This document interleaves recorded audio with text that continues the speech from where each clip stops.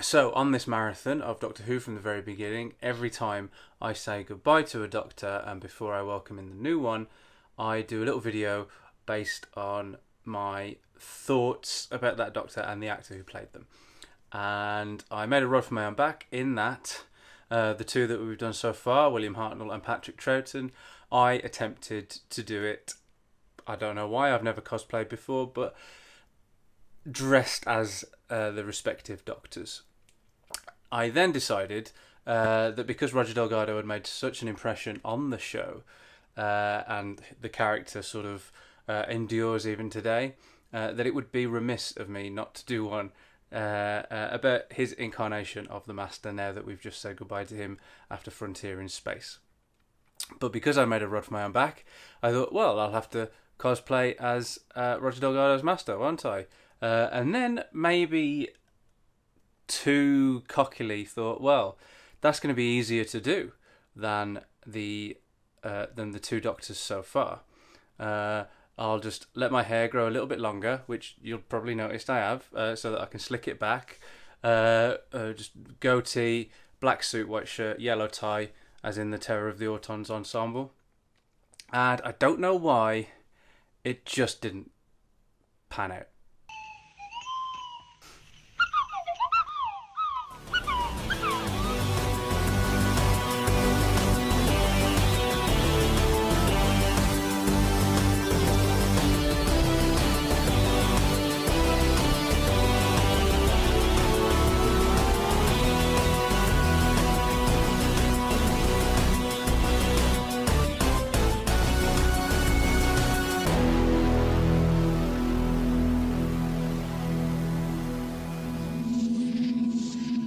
So, it was embarrassing to watch. I mean, I did attempt it. You saw the results. It happened. And I will continue to do it for each of the Masters subsequently on the marathon, which is obviously going to yield interesting results for the Crispy Master and Missy. But hopefully, now I realise I'm never going to underestimate the task again, regardless of whether I think the outfit is simple. It will take a lot more effort than that. I don't know why the hair didn't just slick back. It did when I initially did it, and then as soon as I watched the video back, it had obviously popped out. I'd done the tie-up too quickly because I was trying to get all the videos done. Basically, I shouldn't rush.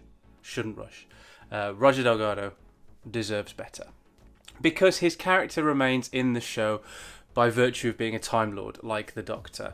And so because we paused for each Doctor, it only feels right to pause for each Master as well. Sure, there are companions who are in the show for far longer, but the Master endures. The Master is taken on by different actors like the Doctor, and even though I wasn't planning on doing this for the various Masters, and given that this marathon won't include some of the fantastic audio-only Masters, Roger Delgado has convinced me to. I never used to count myself as a huge fan of the Master, which I think about it now is bananas. I mean, I never had anything against him, it's just that I never used to consider him as one of, like, you know, Doctor Who's biggest tentpoles. And I can't quite believe the U-turn I've had in the last decade, because now, if you were to ask me, I'd say that the Master is probably one of Doctor Who's greatest creations. And a lot of the credit for that is, you know, it's largely Roger Delgado's. Yes, it's a neat idea on the page to introduce an arch-enemy to the Doctor, a rogue Time Lord from the same planet as him with the same capability and MO of travelling time and space, but being an equal and opposite force.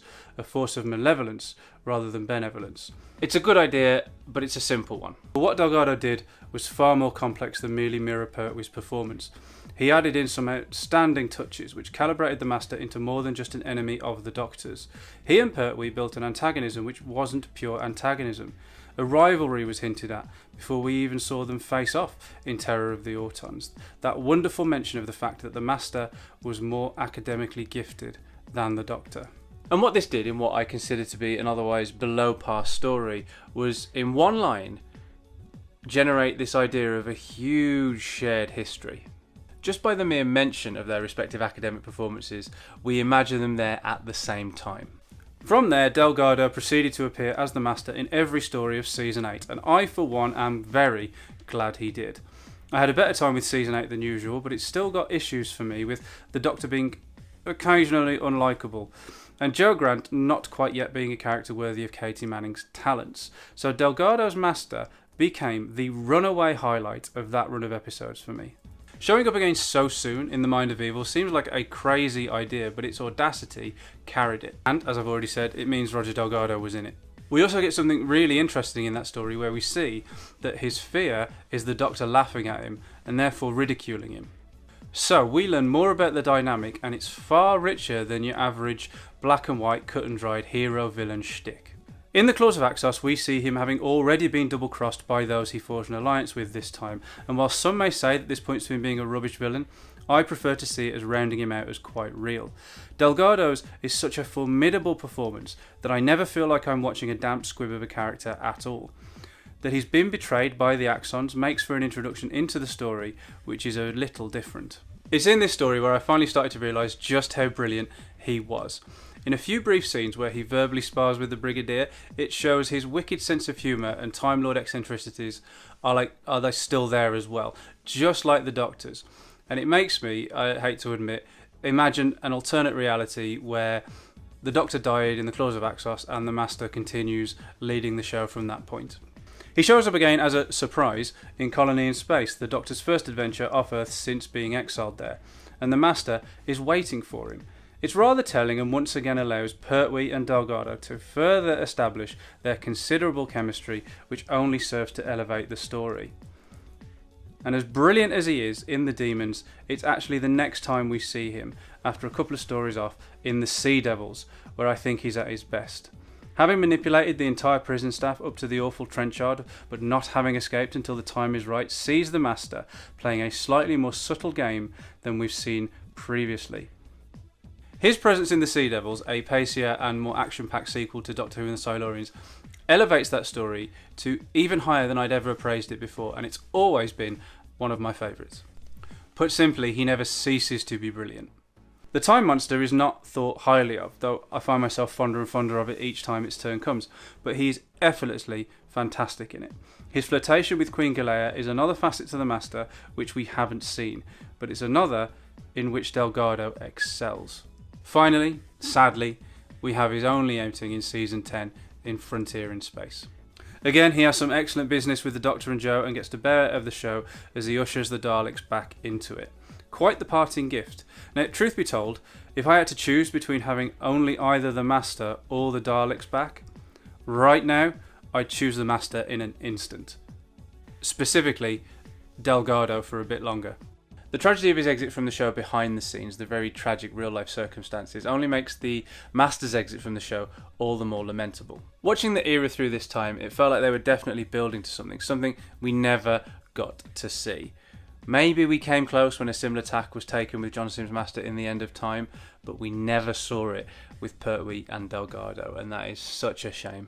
And there is the ultimate seal of Delgado's legacy. The Master never went anywhere. Sure, he keeps quiet for a bit, but he's always popping back up, and he isn't always a he anymore.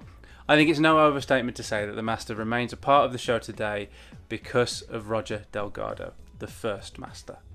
Yeah, the number of incarnations of the Master is more nebulous than even the Doctor's now, and that's even considering the fact that we've got the Timeless Child these days to contend with.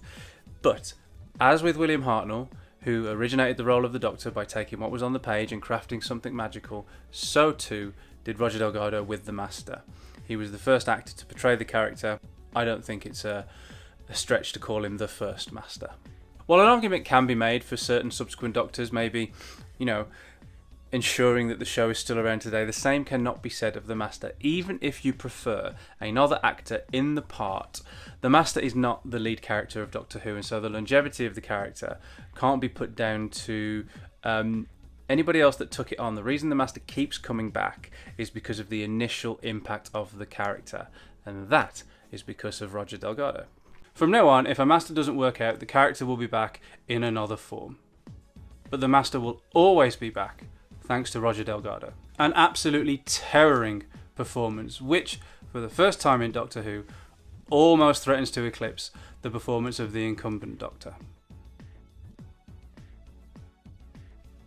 Joking with Trenchard about the clangers being real, being taken at face value, and despairing at the idiocy. Only puppets, you know. For children. Oh.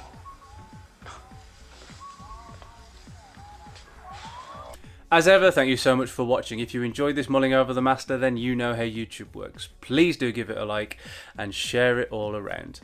And what do you think of the Master? Was the original the best, or was the character perfected elsewhere? And if so, by whom?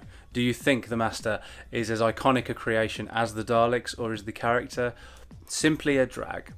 Let me know in the comments below, and I'll see you back here soon for a rematch with the Daleks. So if you don't want to miss that, hit the subscribe button, clang the cloister bell, and I'll meet you on Spyridon.